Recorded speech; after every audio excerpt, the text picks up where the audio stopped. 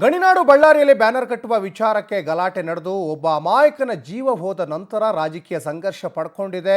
ಬಳ್ಳಾರಿ ಜನಾರ್ದನ್ ರೆಡ್ಡಿ ಮನೆ ಬಳಿ ಬ್ಯಾನರ್ ಗಲಾಟೆ ಕೇಸ್ಗೆ ಸಂಬಂಧಪಟ್ಟ ಹಾಗೆ ಇವತ್ತು ರಾಜ್ಯ ಸರ್ಕಾರದ ವಿರುದ್ಧ ಕಮಲ ಕಲಿಗಳು ಇವತ್ತು ಬೃಹತ್ ಸಮಾವೇಶವನ್ನು ಮಾಡ್ತಾರೆ. ಬಿಜೆಪಿ ರಾಜ್ಯಾಧ್ಯಕ್ಷ BY ವಿಜಯೇಂದ್ರ, ಬಿಜೆಪಿ ವಿಪಕ್ಷ ನಾಯಕ R ಅಶೋಕ್ ನೇತೃತ್ವದಲ್ಲಿ ಸಮಾವೇಶ. ಬಳ್ಳಾರಿಯ APMC ಆವರಣದಲ್ಲಿ ಹೋರಾಟ ನಡೆಯುತ್ತೆ. ಸಮಾವೇಶಕ್ಕೂ ಮುನ್ನ ಮೆರವಣಿಗೆಯನ್ನ ಕಮಲ ಪಡೆ ಮಾಡುತ್ತೆ.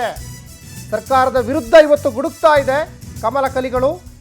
ಮತ್ತೊಂದು ಕಡೆ ಒಬ್ಬ ಅಮಾಯಕನ ಜೀವ ಹೋದ್ಮೇಲೆ ಇದು ರಾಜಕೀಯ ಸಂಘರ್ಷ ನಡೀತು. ಜೊತೆಗೆ ನಾವು ಬಳ್ಳಾರಿಯಿಂದ ಬೆಂಗಳೂರಿಗೆ ಪಾದಯಾತ್ರೆ ಮಾಡ್ತೀವಿ ಅಂತ ಜನಾರ್ದನ್ ರೆಡ್ಡಿ ಮತ್ತು ರಾಮುಲು ಸಿದ್ದರಾಮಯ್ಯನವರ ವಿರುದ್ಧವಾಗಿ ಗುಡುಗಿದ್ರು. ಮತ್ತೊಂದು ಕಡೆ ನೋಡಿ ಆ ಸಮಾವೇಶಕ್ಕೆ ಸಿದ್ಧತೆಗಳು ಎಲ್ಲ ಮಾಡ್ಕೊಂಡಿದ್ದಾರೆ.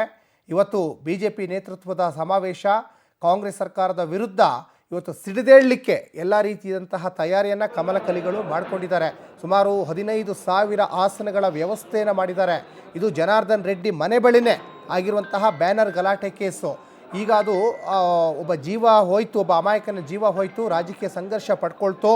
ಅದಾದ ಮೇಲೆ ಈಗ ಸಮಾವೇಶ ಹೋರಾಟಕ್ಕೆ ಒಂದು ಕಡೆಗೆ ಮುಂದಾಗಿದ್ದಾರೆ. ದೃಶ್ಯಗಳಲ್ಲಿ ಕೂಡ ಗಮನಿಸ್ತಾ ಇದ್ದೀರಾ.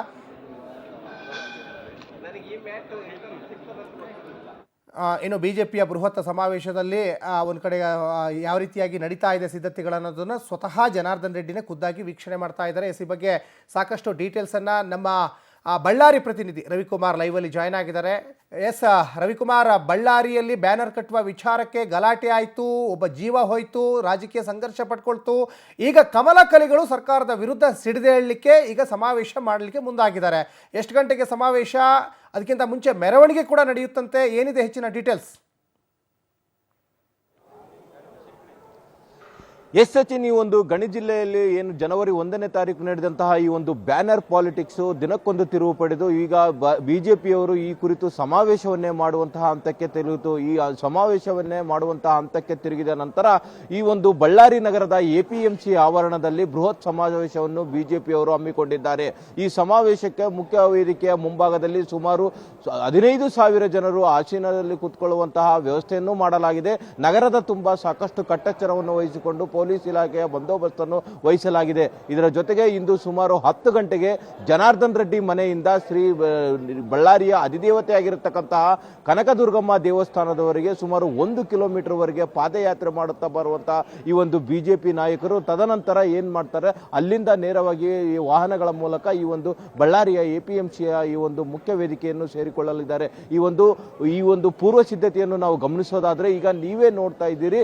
ಈ ಒಂದು ಮುಖ್ಯ ವೇದಿಕೆ ಏನಿದೆ, ಈ ಮುಖ್ಯ ವೇದಿಕೆಯಲ್ಲಿ ಮುಖ್ಯವಾಗಿ ಕುಸಿದ ಕಾನೂನು ವ್ಯವಸ್ಥೆ, ಈ ಒಂದು ಬಳ್ಳಾರಿಯಲ್ಲಿ ಆಗಿರತಕ್ಕಂತಹ ಘಟನಾವಳಿ ಒಂದು ಕಾರಣವಾದರೆ ಅದೇ ರೀತಿಯಾಗಿ ರಾಜ್ಯದಲ್ಲಿ ಸಹ ಎಲ್ಲೋ ಒಂದು ಕಡೆ ಮತ್ತು ಕಾನೂನು ಸುವ್ಯವಸ್ಥೆ ಏನು ಕುಸಿದಿದೆ ಎನ್ನತಕ್ಕಂತಹ ಒಂದು ಅಂಶದ ಆಧಾರದ ಮೇಲೆ ರಾಜ್ಯ ನಾಯಕರು ಸಹ ಪಾಲ್ಗೊಂಡು ಜಿಲ್ಲೆಯ ನಾಯಕರು ಒಟ್ಟಿಗೆ ಸೇರಿಕೊಂಡು ಮಾಡುತ್ತಿರತಕ್ಕಂತಹ ಈ ಒಂದು ಸಮಾವೇಶಕ್ಕೆ ಸಂಬಂಧಪಟ್ಟಂತೆ ಸಾಕಷ್ಟು ಏನು ಪೂರ್ವ ತಯಾರಿಯನ್ನು ಮಾಡಿಕೊಂಡು ಎಲ್ಲಾ ಸಿದ್ಧತೆಯನ್ನು ಕೈಗೊಂಡಿದ್ದಾರೆ. ಅದರ ಜೊತೆಗೆ ಇನ್ನೇನು ಈ ಕಾರ್ಯಕ್ರಮ ಪ್ರಾರಂಭಕ್ಕೆ ಕ್ಷಣಗಣನೆ ಪ್ರಾರಂಭವಾಗಿದೆ. ಕೇವಲ ಇನ್ನು 10 ಗಂಟೆಯಿಂದಲೇ ಈ ಕಾರ್ಯಕ್ರಮ ಪ್ರಾರಂಭವಾಗುತ್ತೆ ಅನ್ನತಕ್ಕಂಥದ್ದು ಬಲ್ಲ ಮೂಲಗಳಿಂದ ತಿಳಿದು ಬಂದಿದೆ. ಈಗ ನೀವು ಗಮನಿಸ್ತಾ ಇದ್ದೀರಿ, ಸುತ್ತಲೂ ಏನು ಕಾರ್ಯಕ್ರಮದ ಮುಖ್ಯ ವೇದಿಕೆಯ ಸುತ್ತಲೂ ಸಾಕಷ್ಟು ಆಸನಗಳ ವ್ಯವಸ್ಥೆಯನ್ನು ಮಾಡಲಾಗಿದೆ. ಈ ಒಂದು ಸಾರ್ವಜನಿಕರು ಈ ಒಂದು ಬಳ್ಳಾರಿ ನಗರ ಮತ್ತು ಏನು ಹೊರಗಡೆಯಿಂದ ಬರತಕ್ಕಂಥವರು ಸಾಕಷ್ಟು ವೆಹಿಕಲ್ಗಳ ಮೂಲಕ ಈ ಒಂದು ಸಮಾವೇಶಕ್ಕೆ ಆಗಮಿಸ್ತಾರೆ. ಆದ್ದರಿಂದಾಗಿ ವೆಹಿಕಲ್ಗಳಿಗಾಗಿ ಪ್ರತ್ಯೇಕವಾದಂತಹ ಈ ಒಂದು ಏನು ಸ್ಟ್ಯಾಂಡಿಂಗ್ ಒಂದು ಸ್ಥಳ ನಿಗದಿ ಮಾಡುವಂತಹ ಕಾರ್ಯವೂ ಸಹ ಆಗಿದೆ. ಇದರ ಜೊತೆಗೆ ಈ ಒಂದು ಬರತಕ್ಕಂತಹ ಕಾರ್ಯಕರ್ತರು ಏನು ಇರಲಿಕ್ಕೆ ಮತ್ತು ಅದರ ಜೊತೆಗೆ ಅವರಿಗೆ ಕುಡಿಯಲು ನೀರು ಮತ್ತು ಊಟದ ವ್ಯವಸ್ಥೆಯನ್ನು ಸಹ ಅಚ್ಚುಕಟ್ಟಾಗಿ ಮಾಡತಕ್ಕಂತಹ ಕಾರ್ಯವು ಮುಂದಾಗಿದೆ. ಈ ಒಂದು ಕಾರ್ಯಕ್ರಮದಲ್ಲಿ ಮುಖ್ಯವಾಗಿ ಒಂದು ರಾಜ್ಯ ನಾಯಕರಾದಂತಹ ವಿಜಯೇಂದ್ರ ಅವರು ಏನು ಗೋವಿಂದ ಕಾರಜೋಳ ಅವರು ಬರಹಗಳನ್ನು ಗಮನಿಸ್ತಾ ಇದ್ದೀವಿ, ಅದನ್ನು ಕೂಡ ತೋರಿಸುವಂತ ಪ್ರಯತ್ನ ಮಾಡಿ ವೀರೇಶ್. ಅಜೆಂಡಾಗಳು ಏನೇನಿದೆಯಲ್ಲ ಸರ್ಕಾರದ ವಿರುದ್ಧ ಈಗ ಸಿಡಿದೇಳಲಿಕ್ಕೆ ಅಜೆಂಡಾಗಳು ನೀವೇ ಗಮನಿಸ್ತಾ ಇದ್ದೀರಿ. ಇಲ್ಲಿ ಕುಸಿದ ಕಾನೂನು ವ್ಯವಸ್ಥೆ, ಮೊದಲನೇದಾಗಿ ಕುಸಿದ ಕಾನೂನು ವ್ಯವಸ್ಥೆ, ಎರಡನೇದಾಗಿ ಕೊಲೆ ದರೋಡೆ, ಮೂರನೇದಾಗಿ ಡ್ರಗ್ಸ್ ಮಾಫಿಯಾ, ನಾಲ್ಕನೇದಾಗಿ ದರ್ಪ ದೌರ್ಜನ್ಯ, ಐದನೇದಾಗಿ ಅತ್ಯಾಚಾರ.